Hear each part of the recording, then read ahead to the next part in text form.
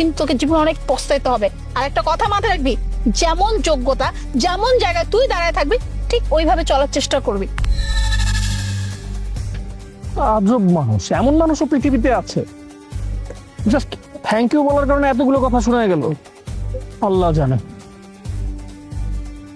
কি বলবো ভাইয়া, ডাকছো আমারে? হ্যাঁ ডাকছি তো। কাজগুলো কে করবে? কাজগুলো করতে হবে না?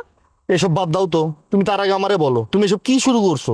তুমি একজন বিসিএস ক্যাডার, তুমি করবা হলো সরকারি জব, নাহলে প্রাইভেট কোম্পানিতে জব, মান্থলি তুমি বেতন পাবা হলো 1-1.5 লাখ টাকা। তুমি কিনা এইসব গ্যারেজ সামলাইতেছো, গাড়ির মেকানিক করতেছো, এইসব কি ভাইয়া? আচ্ছা কি এসব কি বলতেছিস বলতো? আমি বিসিএস ক্যাডার হয়েছি তাতে কি হচ্ছে? আমি বিসিএস ক্যাডার হয়েছি, আমি আমার এখন বাবার ব্যবসা বাণিজ্য সামলাচ্ছি। সমস্যা কোথায়? আর মানুষ পড়াশোনা কেন করে?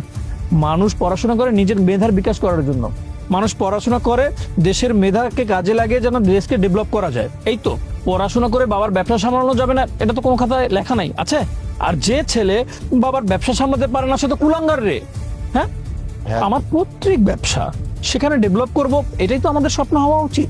তারপরেও আমি তো কলেজে পড়ি, তাই না? আমার ফ্রেন্ড সার্কেলরা কি বলবে যে তোর ভাই সামান্য একজন মেকানিক, এরা তো আর জানে না তুমি একজন বিসিএস ক্যাডার। ভাইয়া আমার না মান সম্মান আছে, তুমি প্লিজ এগুলো ছেড়ে দাও। কিসের মান সম্মানের কথা বলছিস?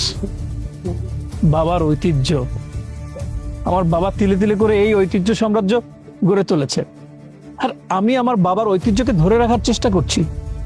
এটাই তো, এখন আমি সামলাচ্ছি, কিছুদিন পরে তুই সামলাবি। যখন তুই এই ব্যবসা বাণিজ্য সামলাবি তখন বুঝবি বাবার রেখে যাওয়া স্মৃতি আর নিজের ব্যবসা বাণিজ্য সামলাতে কতটা ভালো লাগে। তখন তুই নিজেই মায়ায় পড়ে যাবি। আচ্ছা এখন বল, যে কাজটা দিয়েছি সে কাজটা কি তুই করবি নাকি আমি অন্য কাউকে পাঠাবো?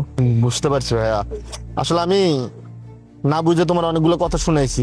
সমস্যা নেই, আমি যে গাড়ি দেখার কথা বলছো আমি এই গাড়িটা দেখে আসতেছি, আমি এসে তোমার বলবো। যা তাড়াতাড়ি যা। সবাই যদি কাজ চোরে তাহলে কেমনে হবে? কাজ ফাঁকি দেওয়ার ধান্দা। কিরে মন খারাপ কেন? সামনে তো বিসিএস এক্সাম, প্রিপারেশন নিছস? এটাই তো সমস্যা রে, আর বললি না মনটা খারাপ।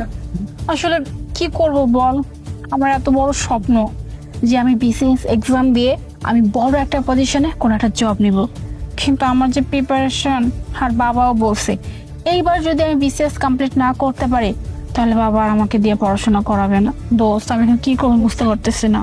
তুই এক কাজ কর, প্রাইভেট কোনো কোচিং এ ভর্তি হয়ে যা, এখনো তো সময় আছে।